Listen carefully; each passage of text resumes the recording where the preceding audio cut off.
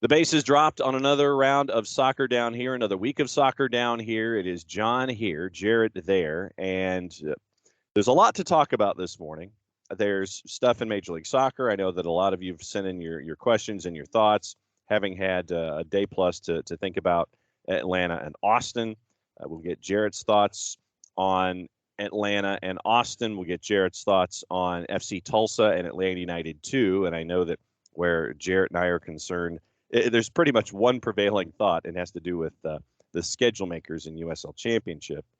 There is news and photo and video out of the D.C. airports about probably, maybe the new head coach of D.C. United, and it's a former player for D.C. United.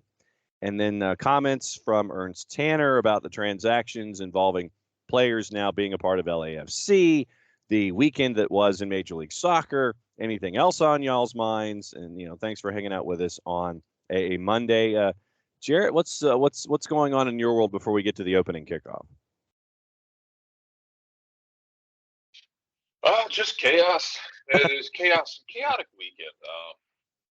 I see. So all of this was a matter of catch up for me. I can tell y'all, because I spent Saturday night in Douglas County doing NPSL with Georgia Storm and Apotheos FC last week of the NPSL Southeastern schedule, which was absolutely drunken, off the stool.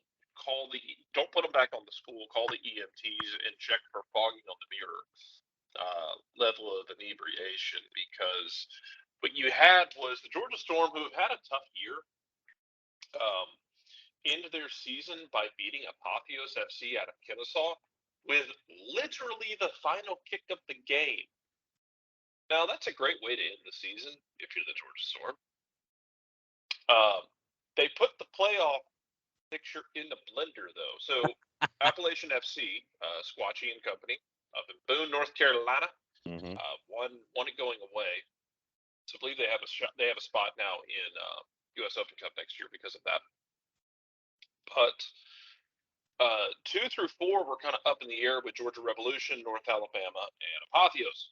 Apotheos, depending on how things gone, could have finished second and hosted a playoff game. Top 4 teams advance. 1 plays 4, 2 plays 3. You know how it goes. Instead, because they gave up the goal with the last kick of the game, they now have to go from hosting a game or possibly playing the Georgia Revolution on the road, which is McDonough. That's not a bad drive. Kennesaw to McDonough. It's not quick, but it's not bad. Now they got to get the car and go to Boone.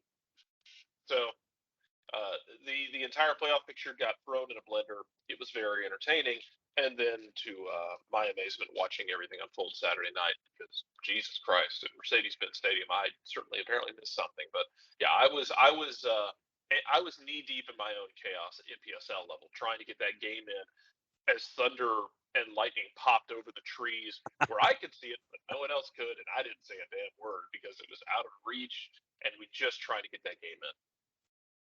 Beyond the 7-mile radius, you're going to keep playing, and we will have our NPSL opening round playoff preview for the NPSL Southeast. That'll be coming up here on the network, and then after the midweek, we'll do it again, get you ready for the weekend and the conference final with the survivors from the matches in the midweek. But yeah, with Jarrett at Alexander High School, and then with a lot of us at Mercedes-Benz and kind of keeping an eye on things in Tulsa. Very, very busy weekend. But first, before we get into all that stuff and your questions, and thanks for sending in your comments as well, we'll get into those here in the time that we have with you here on a Monday. Let's start with our opening kickoff. The morning kickoff brought to us by our friends at Kickoff Coffee. Kickoff Coffee, co.com. And it's on the social media platforms therein, on the Bird app, on the Facebook, and on the Instagram. And once again, a reminder, thanks to everybody who has invested in Kickoff Coffee. Soccer Down Here 15 gets you 15% off of your purchase. But when you do invest in Kickoff Coffee, 10% of their proceeds go to help youth development here in the sport of soccer, in and around everything that's close to us and close to Kickoff Coffee. So Soccer Down Here 15, thanks to everybody who has invested so far. And reminder, 10% of the proceeds head to youth development through what Kickoff Coffee does on every single day of the week, Mondays included. So once again, at Kickoff Coffee CO across the board. And what I wanted to do this morning is discuss something that came out from our friends at Bloomberg and other folks that have brought things to the table. And it has to do with the new rights that are being discussed for the U.S. domestic rights for European football. And it's a rather large number that is being discussed across the board. And we're talking like $2-3 billion here when it comes to the new round of rights for UEFA and Champions League. And it's going to be really interesting to see who are going to be the players, to speak English very goodly here on a Monday, who the new players are. Are there going to be any new players when it comes to Champions League soccer, with the rights expected to top $2 billion in the U.S.? Jerry Smith and Lucas Shaw are part of our friends at Bloomberg, looking for a 6-year deal, meaning UEFA. UEFA is looking for a 6-year deal expected to top $2 billion, more than double what UEFA gets every year under current agreements. And this is according to Bloomberg, according to people familiar with the organization's thinking, which to me means it's probably the organization in and of itself. Posted a document on the website inviting companies to submit offers for the annual tournament. The deadline for bidding is August 15th. So basically, you've got a month to figure it out if you want in on Champions League. UEFA has had preliminary is the word we're looking for, discussions in recent weeks with NBC, ESPN, CBS, Paramount, basically, Amazon, Apple, Fox, Discovery, Univision, and DAZN, according to those same folks who, once again, because the discussions are private, ask not to be identified. Currently, Paramount and Univision hold the U.S. rights to Champions League. They pay about $145 million a year combined, with Paramount playing more. UEFA final between Real Madrid and Liverpool attracted 2.8 million viewers on Big CBS back in May, the largest audience for a final in the U.S. on English language television, also the largest streaming audience for a soccer match on Paramount Plus. So that's what you're looking at right now. And with all of those names that we discussed as to the preliminary conversations, it makes you wonder who is going to jump in. Are there going to be any of the old partners that want to jump back into things? Fox, since we know that Fox is in the event business, does Fox jump in on this?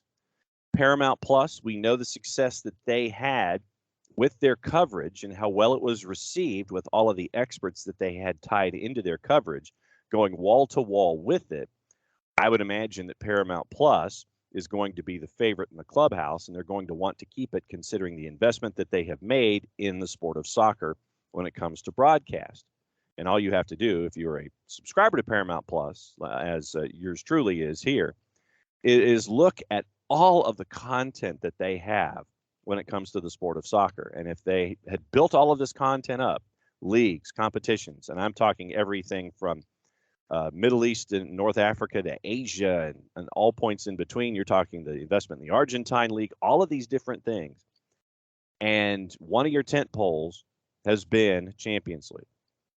I think Paramount is going to try and do whatever they can to hang on to it. But what about Apple? Considering what Apple is doing with Major League Soccer, do they jump in and try to do the same thing with Champions League? So I think it's going to come down to Paramount Plus and Apple, because of what Paramount Plus has done and has been as a partner, and with what Apple wants to do with Apple TV Plus. That's just me. And when it comes to looking at things going forward, I think those are your two contenders. But I think that legitimately, does anybody come in from lane 8 to try to jump back into the pile like a Fox? But I think for me right now, 1 and 2 are streaming, Paramount Plus. And I know that Paramount Plus is going to want to try to hang on to as much of it as possible. 6 years, $2 billion. That is the price tag that we're looking at here.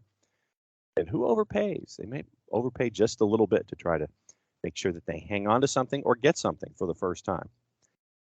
That's your morning kickoff, brought to us by our friends at Kickoff Coffee. Kickoff Coffee CO on the Bird app, on the Facebook, and on the Instagram. Kickoff Coffee, kickoffcoffeeco.com on the World Wide Web. Use the code SoccerDownHere15.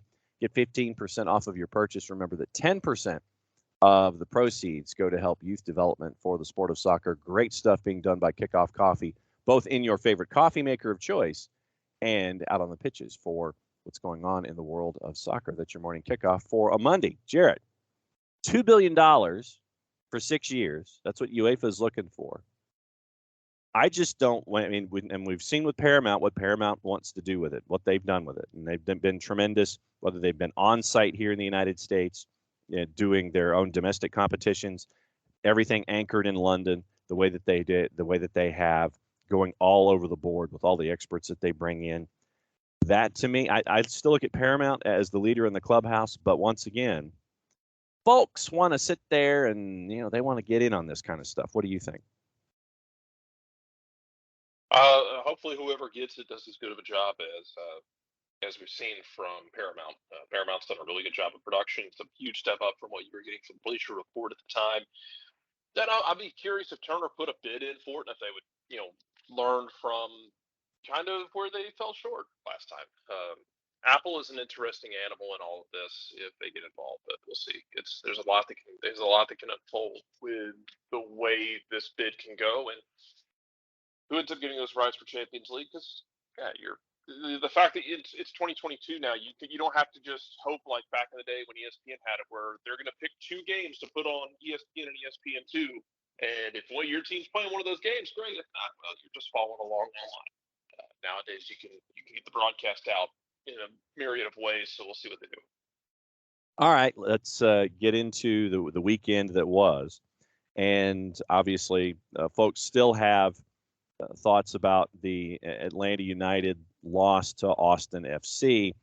And Jarrett, since you weren't able to hang out for Salty Takeaways or for Two's review, before we get into questions, and I figure since folks have questions, stuff still fresh on their minds, we'll go ahead and address that before we get into the rest of MLS. What some of your takeaways off the top at Mercedes-Benz and in Tulsa? I mean, we can start quicker in Tulsa. So, I mean, it's tough for the Twos because it's the end of 5 games in 15 days with a lot of travel. We rehashed they've traveled, over 4,000 miles at this point. It sucks because you're up a man and you give up that goal against, kind of against the run of play. Good for Luke Brennan to pick up the second goal in 2 games. Great work for him. Great work for Highmark to find him in the first place. Hopefully Brennan can continue to build on that. And they've got 6 days now. Well, now 5 days. We're thinking about the clock literally. Kind of rest up their bodies, finish up their road trip, and they come back to face Vegas. It sucks to lose a game like that. And now you're not going to have Noah Cobb for the next game. I thought the second yellow card was trash, but USL refs going to USL refs. Ironically, Tulsa was mad about the officials as well. Everybody was mad about the officials in that game. You wanted to end it on a stronger note because it was there for you, but I'm proud of the way they fought back and through this really tough stretch because of how bad Hartford was, and they had to go on this 5-match gut check, and they played really well through it. Couple draws that you were hoping would be wins. This one you'd love to have gotten that road draw, but I liked the fight they showed. They never stopped. They certainly answered the bell when they were challenged, so good job by the Twos. As far as the first team goes, that's a low point. Don't know what else you would call it, but that's a low point for for that team at Mercedes-Benz Stadium, because we've seen them drop games before, like go back to 2018 Houston on the road. But for me, I kept waiting to find something with this team that was going to kickstart them, and where it's the definition of insanity, kind of, because I'm doing the same thing. You got the road draw in New York City, which was a really tough draw. Like, New York City has been all over the map since Ronnie Dylan left. It's been a weird situation for them, and they've let a number of leads go, including against Atlanta. Atlanta, made some subs, fought back. They get in there, they get out of there with a draw. Had a little bit of luck with their way in the process. Had the shot go off the post, but they needed that. They needed that to go their way, and they got it. They got the road draw. That was something to build off of. Had 10 good, no, not even 10 minutes, 5, 6, 7 good minutes against Austin where you thought, okay, this is starting out positively. Mm-hmm. And then it just didn't. And you're right back where you were, where you're looking for something positive, because every time you get something positive, you're not building off it. I very much cannot wait for Wednesday night, because I want to see how they answer the bell, because of the comment. The fact that you had an hour-long post-game meeting, the fact that you had the comments Gonzalo Pineda made, Joseph Martinez, basically got up in front of everybody and cut a pipe bomb. I'm very interested to see how they look Wednesday night, because this is something I think that's been discussed a bit. The idea of the nuance between you're fighting and playing hard. They're not always the exact same thing, but I want to see how you respond Wednesday night, because at this point, that's a must-win game. Everything's a must-win game if you have an idea of getting to the playoffs, because the frustration has been that you have talent. We'll get into questions, I'm sure, but questions about the roster. You have guys who are talented, who do certain things really well, and you have not converted that into being a functioning team attacking the top of the table. You brought in a guy to help contribute on the leadership side with Ozzy Alonso, even if he wasn't going to start every game, but him being able to be on the bench and being able to call on him when you needed him to be, to kind of fill that void. Because I'm seeing all that talk about, you don't have a Jeff Lorenowitz, you don't have a Michael Parkhurst. Yeah, those guys are tough to replace. They were great gets. You don't just find them on the corner store, unfortunately. But then losing Brad, losing Miles, who had developed into that leader mentality, kind of left that hole, and you kind of waited for someone to take it. Well, it seems like that role hasn't been taken to the field. And look, there's different kinds of leaders. There's your vocal leaders, who are going to be the ones that are, who are going to be the ones being loud, being vocal, trying to drag you into that with their words. You've got quiet leaders, and everybody leads differently. Some people lead from the back. They don't need to be leading the charge up the hill to have an impact. But when you have those injuries that sap that leadership, it feels like when they get into these games where they're just kind of almost waiting for something to go wrong, there's no one to pull them out of the quicksand. And they are able to fight sometimes. George Campbell, puts that header on frame in the second half. It's a good save. So you're trying to show some fight, but it just feels like you keep falling in the quicksand, and no one is there to kind of to try and pull you out of it. And the worst part is you can be pulled out of it, because you had the Montreal game earlier this year where you were able to pull yourself out of it. But that's a matter of individual effort a lot of times. And it's going to be interesting to see how Wednesday night goes, because RSL is pissed off. They blew a lead against Colorado, give up a goal to Lawless Bubakar in stoppage time, I believe, to end up with a road draw. Yep. It's going to be a really interesting response and a really interesting rest of the season after the pipe bomb promo Joseph cut.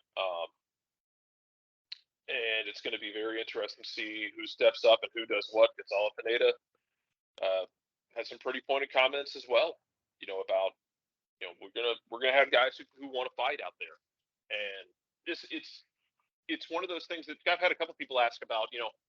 What about if you just play the kids? Like, I think you'd be in the same situation. You are playing the kids. Like, you're playing Aiden McFadden. You're playing Caleb Wiley. You're playing George Campbell. Like, those guys are on your first name because they've earned it. They have earned it. But even what I'm saying is, even if you wanted to say, like, okay, let's just punt it and get these kids some experience, you'd be doing the same thing you're doing now, because they have earned the opportunity. Don't get me wrong. And you're getting mistakes that just, I'm sure you want to beat your head against the wall when you're thinking, okay, 17-year-old left back, just just clear it out. Instead, tries to play it short and plays basically a one-tap pass to an opponent who can tap in, and Ethan Finley gives you a 2-0 lead. Turnovers and building from the back, which they're always going to build from the back. It's who they are. That part you're not just gonna stop doing it. Doesn't matter how many times you end up on the Twitter feed of when building from the back goes wrong. Like, you're going to try and build up that play. But I don't know how they'll respond Wednesday. I'll be very interested to see how they do it, though, and to see what it looks like. There were questions about do you go back to that 3-man look that you had against Red Bulls, and I don't know. Depends on what Gonzalo Pineda wants to do. I know, for example, Tata Martino, when he was playing out his style, especially in 2018, he could play 3 at the back, but playing that 4-2-3-1, he was more comfortable doing that because it let him apply pressure more efficiently than that 3-5-2 look. It depends on how Gonzalo Pineda wants them to play, and because having 3 center backs versus 2 center backs and what they're able to do. But I guess for me, to bring it all home, and I know I've been rambling about it, kind of going in circles, is like looking back on it all, that was just insanely disappointing and disheartening after the draw you get in New York City, after the fight you showed in Red Bull Arena that was undone just by mistakes. To come home and lay that egg in front of 60,000 people was just, I don't blame Gunzo for apologizing, because it was awful. Like, it was just awful. You can't sugarcoat it, and you can't sugarcoat what's been some of the frustrations this season of, you're absolutely missing guys, and some of these young guys are the ones making mistakes are the guys you don't want to necessarily. You would hope that, hey, it's Miles Robinson in that situation instead of Alex DeJohn, or instead of or Andrew Gutman instead of Caleb Wiley in those situations where the mistakes are made. Mm-hmm. And you would hope they wouldn't get made. But you just can't seem to build off of anything right now. When you get something positive, just not building off of it. Chris Hutchison, he's asking, how does our rate of long-term injuries, ACL, Achilles tears, e.g., compare to other teams in MLS, because they've seemed really quite high these last few years? Looking quickly, Chris, I went to the player availability report, and this is going to be specifically just this season. Right now, Atlanta United has 8 players out. ACL, 3 Achilles, a quad, or 2 quads and 2 MCLs. That's right now. That's where we are. Ozzy Alonso done for the year. Castanera, Guzan, Miles done for the year. Andrew Gutman coming back hopefully in the next little bit. Ronald Hernandez, Brooks Lennon fighting their MCLs, and Emerson Hyndman is out, I think, 6 to 8 weeks. So we're now down to 5 to 7 weeks for Emerson Hyndman. Pouring through the rest of the clubs, 2 are listed as out for Austin, 2 are listed as out for Charlotte, 2 for Chicago. FC Cincinnati has Matarrita out from ankle surgery. Colorado, Abubakar Keita with a right knee. Brian Galvan, a right knee. 2 others. So right now, Colorado has 4. I think Sporting Kansas City has 5. Bill Hamid is out for 8 weeks with his hand injury. I think 6 to 8 weeks. You're looking at 1 each in Los Angeles, 1 in Miami with a hamstring, 5 in Minnesota. Ankle, knee, 2 knees, 2 thighs, and an ankle. So that's the 5 in Minnesota. 3 currently in Montreal. 2 thighs and ankle surgery for Robert Castellanos in Nashville. No one in New England. Keaton Parks in NYC. 2 with Red Bulls. 1 in net for Orlando. No one for Philadelphia. 2 for Portland. You've got 3 for RSL, including Damir Kreilach and Bobby Wood back in an abductor. 3 in San Jose, 2 in Seattle with an ACL tear, and Obed Vargas' lower back stress fracture. Sporting Kansas City has 2 with knee surgeries with Gadi Kinda, Alan Polito. Courtney Ford is in concussion protocol. Vunovic with a calf, Cisneros with a hamstring. 2 lower body injuries, spoken like a true hockey town with Toronto FC. And then 5 with Vancouver. Stress fracture with Sebastian Berhalter. Thomas Hassall as a keeper. He's got sprained fingers. left calf strains, and right knees. So when you look at this season alone, right now, Atlanta United is far and away end of season stuff. I want to say, 4-2 in actual numbers, but then you add everybody else in that's currently there. So Atlanta United with 8 that are out, Sporting Kansas City right now with 5. So in sheer numbers, Atlanta United is far away. In those season-ending injuries, far and away up top. So that's just me with quick math this morning, Chris. So yeah, it's Atlanta United is your league leaders in a category that you really don't want to be league leaders in. Caleb, Saturday's game against Austin, tough pill to swallow. I think it's still lodged in my throat, but I do think there are a lot of reactions out there without a full dose of context. And hopefully, Caleb, we're addressing what you're looking at this morning. And Michael, yeah, we did talk about, Jarrett did talk about so much for the thought of the NYC road draw being a stimuli for better results. Emilio, Jarrett did talk a little bit about your ideas going to 3 in the back. And Emilio also says separately, I wasn't sure if Pineda had that post-game response in him. Thumbs up there. Any thoughts on why Marcelino Moreno hasn't started the last 2 matches? Is it an overload of minutes? Emilio, I think more than anything, that's matchups, I would think. Yeah, so the way Austin played with that line, you wanted guys to run in behind. That's not Moreno's game. They were daring you to make those runs in behind. It's what Ronaldo Cisneros can do. And I think that's what I thought you did it, was you put Cisneros in there to be that guy to stretch them out and run in behind. And yeah, you're sacrificing Moreno to do it, but he can come on in the second half like he did. I was fine in the second half, but he's a different player. He's not a guy who's going to run in behind like that. And I thought Cisneros, that wasn't a bad idea with the way Austin wanted to play you. Looking at another couple here on the board quickly. Tafka doesn't want to talk about Atlanta right now. Understand completely. Shiva is in and wonders about the rebuild of the roster since 2019.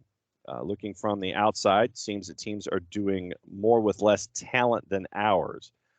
I wouldn't necessarily say that, even with less DPs than ours. Teams' approaches, Shiva, are different. I mean, if you look at New England and their successes, they're doing that. You had Carlos Bo, Adam Buxa, and Gustavo Bo, Carlos Hill, and Adam Buxa as your DPs, and you had one of the greatest regular seasons that you had. When you're looking at folks who have left, and you're bringing in folks that you can fit in, first and foremost, Shiva, the way that I look at things, first and foremost, this is a salary cap league. And you have to work within the salary cap. And Jarrett and I, and we're not the only ones who've been screaming into the void about it. But I think that Major League Soccer is to a point now where they should let owners who want to invest, let them invest and spend the money that they would like to spend on players that they would like to bring in. One of the things that you have to figure out is, do you figure out and pin yourself against the top end of the cap investing in players and not have the depth that you need to help you through situations? And then we're seeing really what in theory, the way that this roster was constructed this season for Atlanta United, you saw great work in and under the salary cap, bringing in guys who could do specific roles with what you've been developing under the academy. And that's the other part of it, too, is that when you look at, say, Philadelphia builds from within. They don't necessarily have to spend, ungodly amounts of money bringing in players. It is a system. Red Bulls are a system, and it is wanting to build things in certain ways. First and foremost, right now, sadly, you have to look at this as a cap league, and you don't want to put yourself in situations where you're investing in X number of players and not having any kind of insurance policy behind them if, like we see with Atlanta United this year, players are injured and you have to figure out ways to bring in players to fill in roster spots so you can have 11s and 18s and game day 20s. So I mean, that to me, first and foremost, is how I'm looking at things. Teams do things differently. So I don't think that teams that are successful have been doing things with less talent. You look at a Seattle. Seattle has invested, and then you have players that are willing to work underneath the salary cap. You have Ladero, Rui Diaz, Jordan Morris, Stephen Fry, plus the academy that's been brought in, Arriaga, João Paulo. It's great work by Garth Lagerwey and Chris Henderson to get Seattle to that point. They've invested to bring in players, but they also have that academy influence. And it is a delicate balance that you have to do when you're trying to assemble rosters. And questions that you have to give yourself are, do you hamstring yourself investing in X number of players, or do you try to balance things out? And that right now, currently, the way things are constructed in Major League Soccer is the dance that you have to figure out. Do you top load yourself? And, NBA is no different. NBA pays a luxury tax. NHL is the same way. It is a cap league. Major League Baseball doesn't really care. The top teams don't really care, even though you do have salary caps and penalties and things. Right now, the way that things are structured in the United States with all of the sports leagues, all the major sports leagues, it is a cap situation. You have a salary cap league. You work underneath the salary cap to build yourself the way that you think you need to build. And that's why you see teams like Philly, like Dallas, like Atlanta work with academy and Seattle and come forward and build from within and bring in those players. It's a very delicate mix that you have to do currently in the salary cap. So I would disagree with the notion that if in any MLS team, Michael, has done less with more than Atlanta United has done. Once again, I mean, you're one play away from going to back-to-back MLS Cups in a match against Toronto. And then you look at the injury to Joseph Martinez, and MLS is back, and COVID year, you kind of throw that out anyway. And with what you're seeing this year with injuries, so that's my long-winded answer for the morning when it comes to roster build. Shiva and Michael, I think it is a very delicate balance, and you're seeing teams building in different ways. And obviously, we'll get into LAFC here in just a little bit with Ernst Tanner's comments, but Jarrett, it's just there are different ways to figure out how to be successful. And I think that there are clubs that are being successful, and because New England is halfway between Providence and Boston, they don't get a whole lot of exposure until playoff time, and you get to see how things are done. It's just, I think that it's the iniquity of coverage combined with the fact that you're in a cap league that presents these kinds of thought patterns here. I mean, it's a cap league. You have to make adjustments, and for every team that kind of lurches into a rough patch, you get a team like New England, who a couple of years ago was a hot mess. And it doesn't have to be Bruce Arena necessarily that comes in or somebody like that, but it's you hit on a couple things, you supplement your pieces, and you get it. It's not like the NFL. This isn't a cap hell league. This isn't the Atlanta Falcons after 2016, where you've thrown yourself in the cap hell and now you're wondering what the hell happened. The MLS is not the kind where you're going to lock yourself in for multiple years of misery. You can restructure and rehash a team and a roster and an idea in a year's time if you need to. So, I mean, and I've seen the thing about, comparing it to San Jose and after the Goonies tear down, but it doesn't have to be that. Also, spending will matter. Because even when Atlanta was struggling, there were those games where they were able to just out-talent their way through things. I will say, we've seen this. I've had this discussion already. Bet y'all missed 2019, huh? Because I sure as hell do. Yeah. Because it was a different animal with Frank de Boer. But yeah, you're still one step out and one Joseph penalty kick away from playing in 2 straight MLS Cups, and you'll never convince me Atlanta wasn't going to win that cup if they got it, because they had been on a roll to end the season. They beat New England, they beat Philadelphia in the playoffs, both at home. They had Toronto on the ropes early in that game. They weren't able to finish the job. And Seattle was a really good team. It's no disrespect for Seattle. I just think Atlanta was, at that point, they had kind of reached a middle ground of the season where, I think both sides had come to the table, and Frank de Boer was still getting his pragmatic style, but then they were able to get direct and create opportunities. They were a lot of fun. Joseph blowing his ACL in early 2020 is as much of a fulcrum point, I think, as anything, if you want to look at the structure of how things have gone for the last 3+ years, at least for me. Because you go into 2020, if it's Pity Martinez and Barco and Joseph Martinez with a healthy knee, like you got in the CONCACAF Champions League game where they were able to cause all sorts of hell. If you're able to recreate that through the entire season, not in a pandemic situation, who knows what happens? Because that's coming off the back of you just made MLS Cup. Oh, you were 5 minutes away from potentially playing an MLS Cup, and it just didn't happen.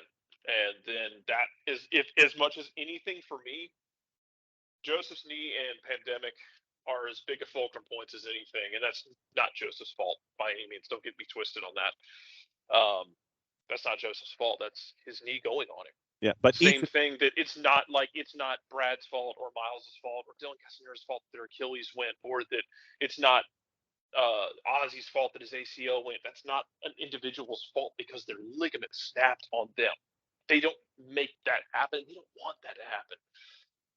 But if anything, that's that moment where that's my biggest what if is what is 2020 like in a different shell.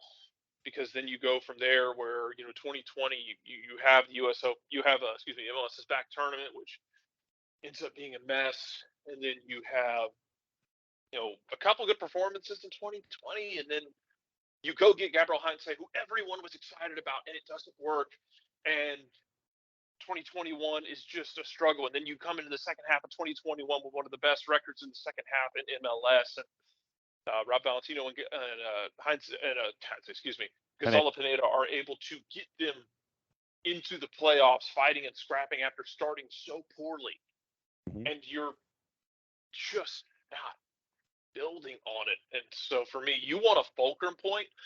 It's not just the whole what about these guys from the title team? It's the ACL and it's COVID year, because I really would have loved to have seen what that looked like. I think we pretty much caught up with everybody's thoughts with Atlanta United. Obviously, once again, and midweek can't get here soon enough. So we'll look at RSL coming up in short order, and it's another challenging week for Atlanta United with the match on the weekend, RSL midweek, and we will have, I guess, a midweek whip around, patent pending trademark also on the board, before our weekend whip around on Friday. But now advancing to another topic, since I know that you have to go before I read a promo.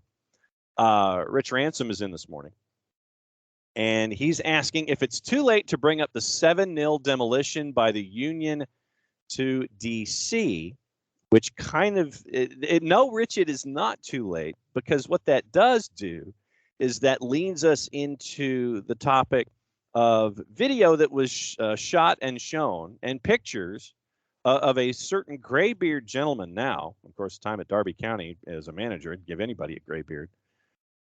It appears that because of the 7-0 match, that DC United felt they had to move quickly to try to bring in a manager, a full-time manager. And we have no word on Chad Ashton's future at the moment in a match that really could have been 10-0. Wayne Rooney, Jarrett, it looks like Wayne Rooney will possibly, probably, maybe be in charge at DC United in very short order here. What do you think about this?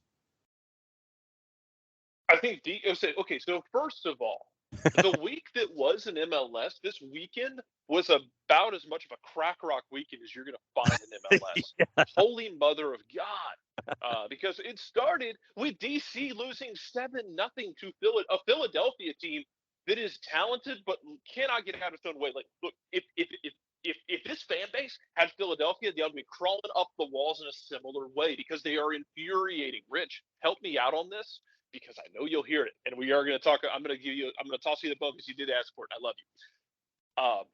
Philadelphia took out like a month and a half's worth of rage on DC.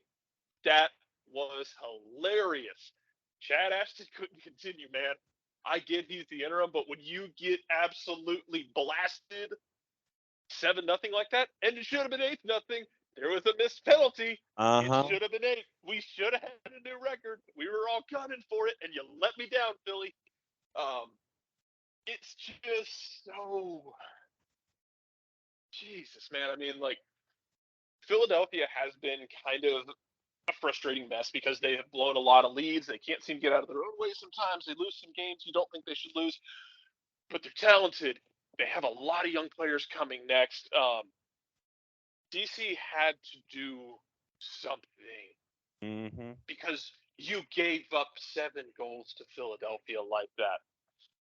And this is a Philadelphia who's like winning the supporter shield race right now. It's a Philadelphia team that is really talented but really frustrating because they cannot seem to get out of their own way, and they get lots of weird draws where they lose games to Chicago for some damn reason. Or they need like a deflected goal to beat New York City in a really drunken game a couple weeks ago that was very hilarious. DC had to do something, and Wayne Rooney did some good work at Derby. The Derby was a really weird situation. Yeah. He knows enough about MLS that this should be interesting. I want to see what they give him to work with, though, because like so many places, hi, San Jose, I love you. How are you? Give the kids a hug for me. How much is DC going to be able to spend to give him? How much are they willing to invest to give him what he's going to want or need? That will be my question. And considering what the build was with Loudoun United, with Losada, and you know, we've looked at Loudoun United this season in our coverage with Atlanta United too. Hernan Losada wanted to have experienced players to help out with the implementation of his system, and it didn't work. Losada did not last. And so instead of truly being a second team, and we talked about building through academy and youth and such, Loudoun is kind of stuck in this in-between of experienced players and young academy kids fighting for playing time and trying to figure out what they're supposed to do now in this system. And in theory, you would have had a lot of youth help you, where you could bring in Taxi Fontas and whomever else you could bring in. That would be a part and parcel to a build, but you kind of stuck yourself in this no man's land of trying to figure out who you are. And now you can't really get all of the youth help that you would want, I would think. And you can't bring in all of the veterans that I think that you want. So you're stuck. And to your point, I think that Wayne Rooney did a tremendous job at Derby County, considering all of the financial constraints that were there. All of the, the situation was madness. And his agent and his representation apparently have been written up by the FA for helping pay the bills and actually helping players getting paid. That's how bad the situation was. And I've talked about it on the show in the past, that if Wayne Rooney and Wayne Rooney's agent are helping pay the bills, the FA needs to send a commendation to Wayne Rooney and his representation and his agent for helping pay the bills, considering that mess that is Derby County. Instead, they're getting written up and they might get their finger wagged. They might get a fine and such. So Wayne Rooney, with his time at Derby, knows about hardship, knows about what it, you're trying to deal with it. And now it's DC. So what happens here if and then you end up with apparently agreeing to terms? Yeah, was a player, now he's a manager, and I don't know. I'm kind of shrugging my shoulders and throwing my hands in the air with DC. Okay, you're going to get the Rooney bump from getting him on the touchline. Fans will get back into Audi Field, but investing, hello, maybe try to figure it out. What's it going to look like? I have no idea. But hey, you wanted to make news on a Monday. You did on late Sunday night. Wayne Rooney possibly, maybe in short order being the new touchline guy for DC United. So we'll keep an eye on that. I think I have to read a promo now, don't I? I believe you do, and we'll do this. I don't know what the schedule is this week. It's kind of chaotic. We'll all get together again soon. I'll let you read a promo now. Thank you. So here is that promo. It's from our friends at Lemonize Service, odor-free, clean, fresh air. One place you need to go, and it is a Lemonize Service, deodorizing enclosed spaces like houses, apartments, and condos. Lemonize has created a customized solution that eliminizes all organic odors, including those like pet cigarettes and food. Realtors and property managers use a Lemonize service to eliminate bad odors to help them sell or rent their homes that much faster. It's a turnkey process that makes it easy to work with realtors and property managers, kind of the environment. We like that these days, offering a green way to get rid of odors without any kind of toxic residue whatsoever.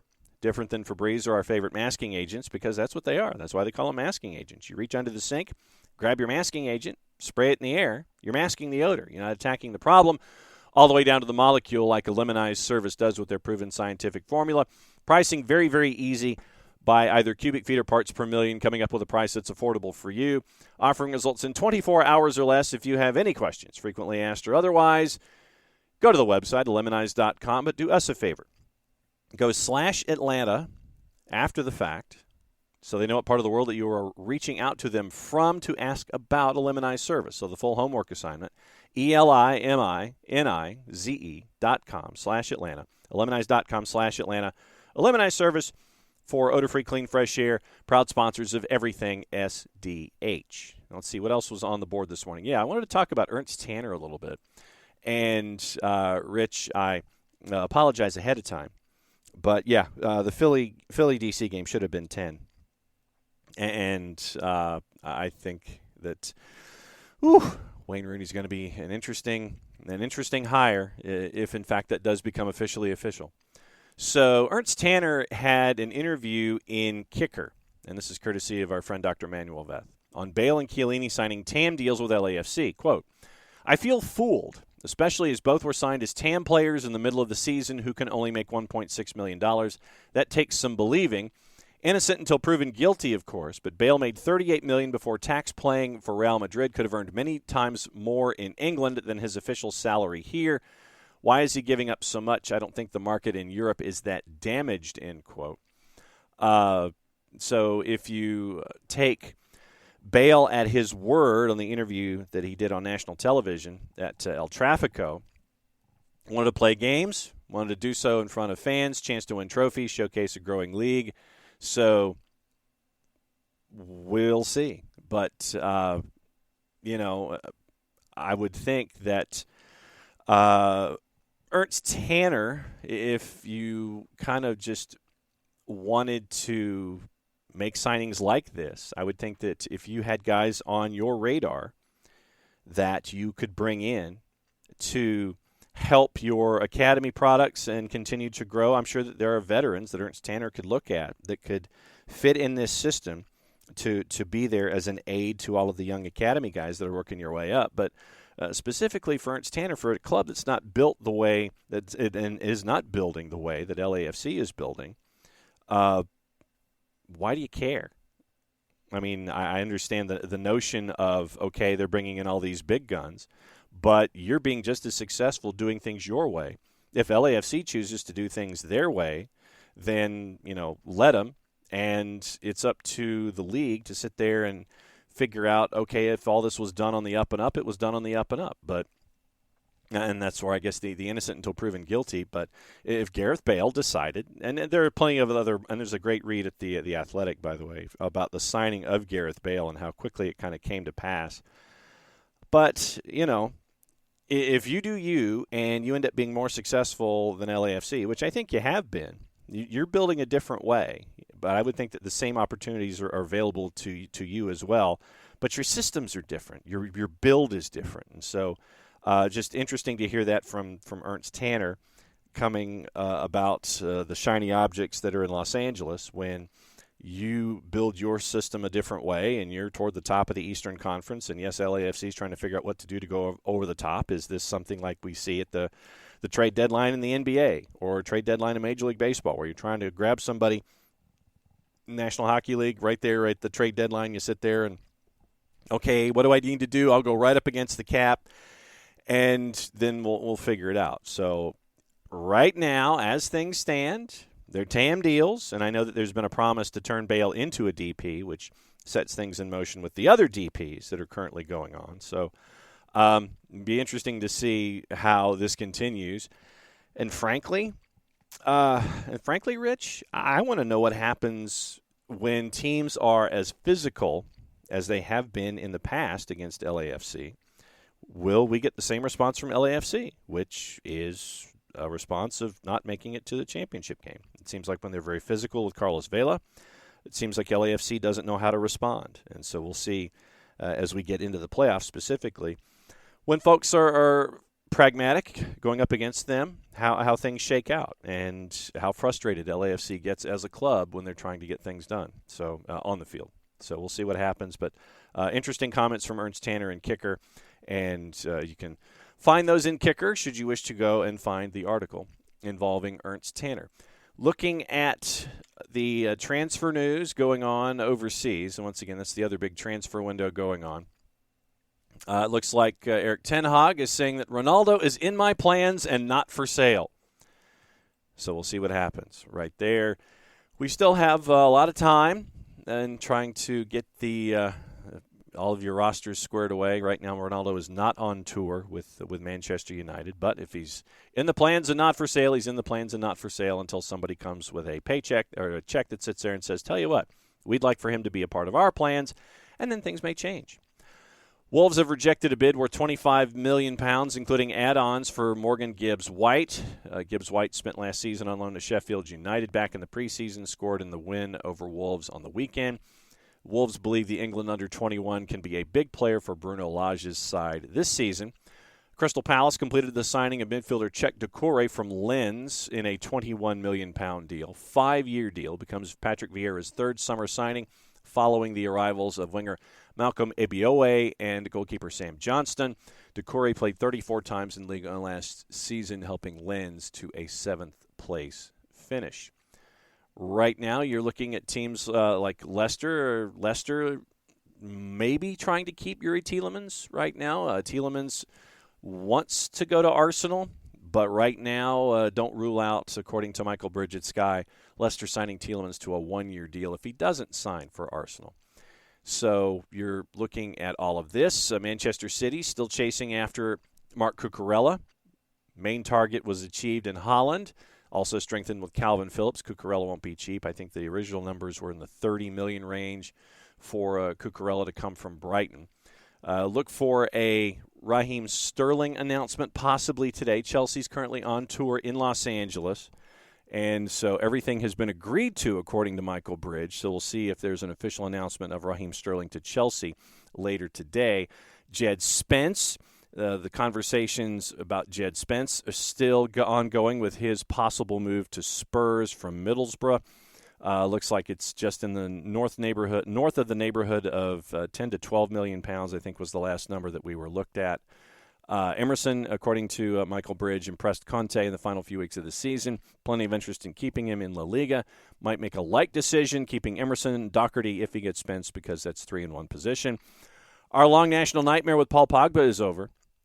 Pogba is officially a Juve player. So there you go. Congratulations. We no longer have to be concerned about that possible move. Chelsea transfer rumors, it looks like, where Thomas Tuchel are concerned, the fee is $47.5 million for Raheem Sterling. So we'll keep an eye on that one. Also, the talks continue about the return of Nathan Ake, concentrating on Rafinha and Cristiano Ronaldo and Neymar. Bayern Munich want Matthijs de Ligt as well. According to Sky in Germany, de Ligt was a transfer target over the summer. The fee to lure de Ligt away from Juve may be an issue for Bayern, especially if it's north of 60 million euro or just under 52 million pounds. He has a 120 million euro release clause, 103.4 million pounds in the Juve contract. Understood the Italian club would be ready to talk in and around 80 million or 69 million pounds. Newcastle interested in signing Chelsea striker Armando Broja this summer. They discussed him as a potential loan signing. Remember, he was at Southampton last year. Also getting interest from Saints again and West Ham. Chelsea, once again with Rafinha, prepared to pay in excess of 50 million pounds to get the deal done. Chelsea's bid right now has trumped Arsenal, who's trying to go back for a second offer, but we will see where that goes. Romelu Lukaku, once again, remember, at Inter Milan after completing the season, no obligation to buy. Inter will pay Chelsea a loan fee of just under £7 million. plus $3.5 million in bonuses if they win the Scudetto, and to cover all the wages this season. Agreed to a 30% pay cut to smooth the exit. See his earnings dropping from $10 million to after-tax £7 million a year. AC Milan is also confident in striking a deal involving Hakim Ziyech. Looking at the other news and notes that are fit to print, it looks like Barcelona might be winning the race for Rafinha, but we'll keep an eye on that as well, with everybody trying to throw money to get Rafinha away from Leeds. Daily Telegraph, Erik ten Hag has been told Frenkie de Jong still wants to join Manchester United despite Barcelona's insistence he's not for sale.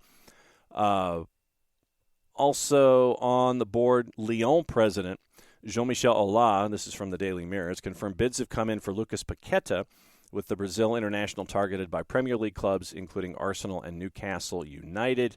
Relegated Norwich have agreed to a club record £11.5 million deal for Brazilian Gabriel Sara after Norwich's sporting director Stuart Webber flew to South America.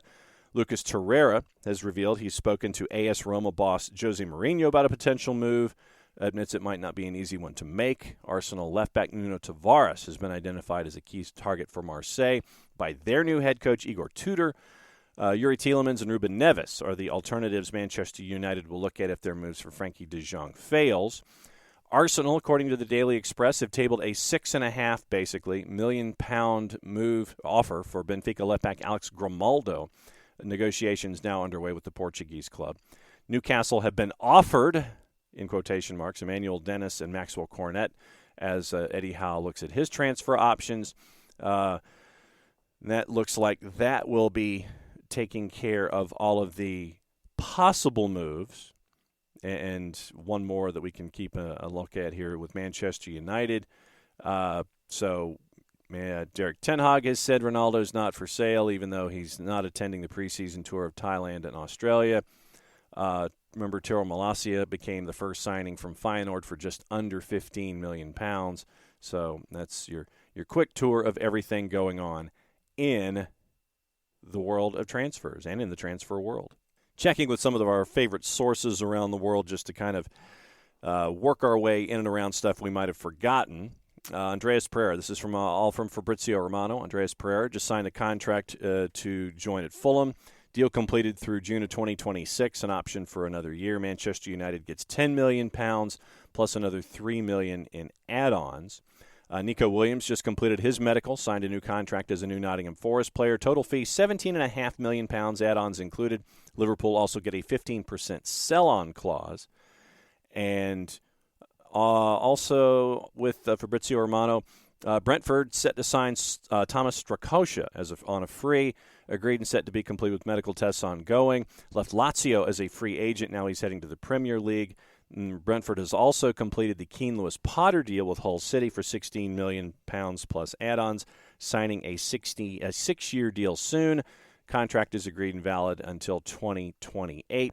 Valencia now set to sign Samu Castillejo, wanted by Gennaro Gattuso. Deals in place with AC Milan, as reported by Gianluca Di Marzio. Castillejo has already agreed to personal terms with Valencia. Ludwig Austensen has completed his medical as a new player for Aston Villa, agreed with Sevilla on a loan with a buy option, total package worth about €4.5 million. Bayern sporting director Hassan Salihamidzic is expected to meet with Juve for Matthijs de Ligt. He just landed about 2 hours ago, opening talks with clubs. Bayern have already negotiated all the details of personal terms with de Ligt. Juve is just now waiting for the official bid. Rafinha, and this is from the Overnight, feels his move to Barca is imminent. Final verbal proposal, according to Romano, €72 million guaranteed. All details included. Leeds expected to accept once it will be the official bid. Rafinha has been pushing with Leeds in the last 48 hours. He wants Barca. That is his biggest dream. Remember, this afternoon, Women's Euro, that is at noon and at 3. Your action, Austria, Northern Ireland. Austria right now in the juice boxes is a minus 476. Your draws a plus 533. Northern Ireland just under a plus 1100. At 3 o'clock this afternoon, England and Norway. England a minus 200. Your draw is a plus 329. And Norway to win is a plus 484. And keep an eye on all of that action going on in the afternoon. You've got friendlies going on. You have the Scandinavian countries with their lower divisions. But the Women's Euro, that is taking center stage here for the early part of the afternoon. You got Liga Profesional in Argentina. That is happening tonight, as well as action in Uruguay and Brazil. CONCACAF W is going on tonight. That starts at 7 o'clock. Canada, a big favorite over Costa Rica, minus 667. Costa Rica is a plus 1257. Panama starting at the same time against Trinidad and Tobago. Panama is a minus 270. Your draw is a plus 346. And Trinidad and Tobago is a plus 617. Reminder, this is courtesy of our friends at Odds Portal. The Women's Copa America is going on tonight, Bolivia and Colombia. That one is at 8 o'clock, as well as later CONCACAF W2 matches at 10, including the U.S. and Mexico. U.S. is a large favorite, north of minus 3,300. Mexico's a plus 29.30. They have been struggling in the tournament so far. Jamaica and Haiti is your other matchup. That one is at 10 o'clock as well. Haiti is a plus 110. Your draw is a plus 238. And Jamaica is a plus 210. Standings right now in CONCACAF W, just to give you an idea. U.S. is top of Group A. 2 wins, 8 goals, none surrendered. Haiti and Jamaica right now. Haiti is second in the group. Goal difference of 0 to the minus 4 of the Reggae Girls. Mexico, disastrous start so far. 0-2, haven't scored a goal, and they've given up 4. Group B, Canada and Costa Rica, both at 2-0, both at 7 goals scored, both at no goals surrendered. Panama, Trinidad, and Tobago. Panama is right now third on goal difference at minus 4, and TNT is fourth in Group B at minus 10. Thanks to everybody who sent in your thoughts and questions. I know it was a long and very disappointing weekend where Atlanta United was concerned. And Wednesday can't get here soon enough. I know it's a point that Jarrett and I made a lot on the show this morning, but thanks to everybody for hanging up with us, and hanging with us through all of this stuff. And keep an eye out on your social media platforms for our broadcast plans. And this week, once again, because of game on Wednesday, game on the weekend, it's going to be rapid fire coming at us right now with everything going on in Major League Soccer. So it'll be fun to run through it this week. It'll be a very busy week. So NPSL playoffs are going on, so we'll keep an eye on that as well. All week long, it's the conference semifinals happening in short order, and then the conference final on the weekend. So we'll keep you posted on everything NPSL as folks are chasing after championships there in short order too. So very, very busy week. Thanks for hanging out with us. A lot of news in Major League Soccer and a lot of news everywhere, and that's why we're here. So for Jarrett, for Jason, for Nick, I am just John. Play it safe, everybody. Enjoy your Monday. Keep an eye out on your social media and all your notifications about our broadcast plans. Mucho platiyo.